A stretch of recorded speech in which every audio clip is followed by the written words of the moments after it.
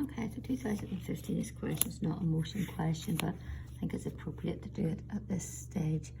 So a particle of mass 10, so the weight is 10g, hangs from a light and extensible string. So here's my string, it's going to have a tension up there. Sorry. 5. Okay, it's held against the wall, so it's being pushed into the wall, so the wall's going to have a reaction back. Now, if you imagine that 40 degrees force, I find it hard to see the way they have given it there. So here's my 40 Newton force. It's coming in there at an angle of 30. So that means that this is an angle of 32, just opposite angles.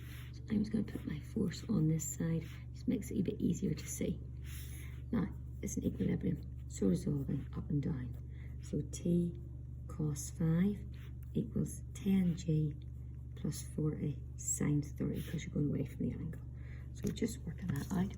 So T, 10 times 9.8, add 40 times sine 30 is 20. And then divide it all by cos 5, you get T to be 118 newtons.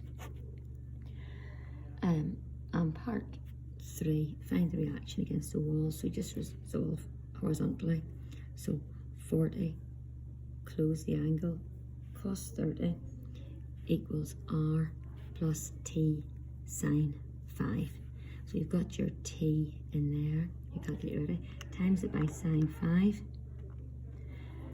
So you have 40 cos 30 equals R plus 10.32. Bring this across and take away.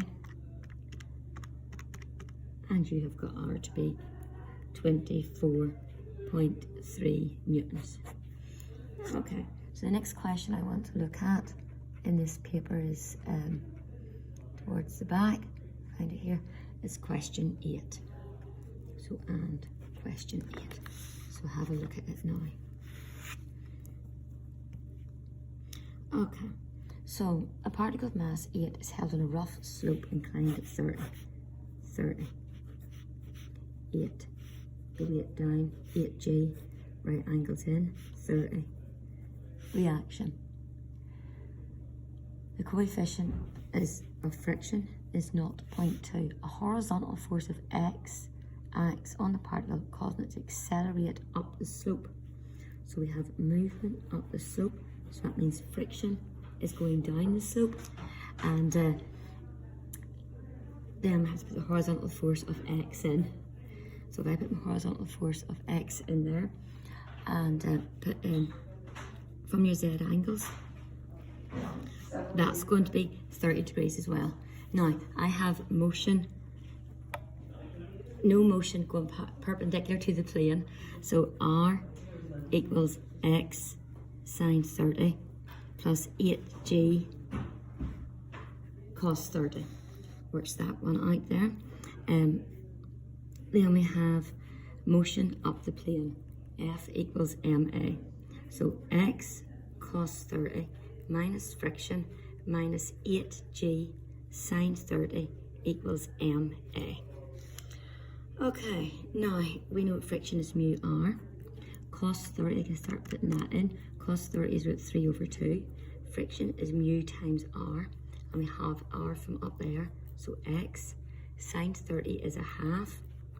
8g cos 30 is root 3 over 2 minus 8g times sine 30, which is a half, equals 8a. Now, I have to find the magnitude of X. So let me just have a wee look here, and I'm going to actually multiply everything by 2 just to take that out. So root 3x, mu I know, timesing that by 2, timesing that by 2, timesing this by 2, and timesing that by 2.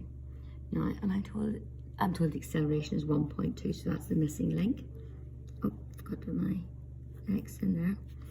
So root 3x minus 0.2x minus 0.2 times 8 times root 3g minus 8g equals 16 times 0.2. So basically just plugging all this into the calculator. So root 3 take away 0.2 is 1.53x. I'm working this out, 0.2 times 8 times root 3 times 9.8. We're nearly finished this question.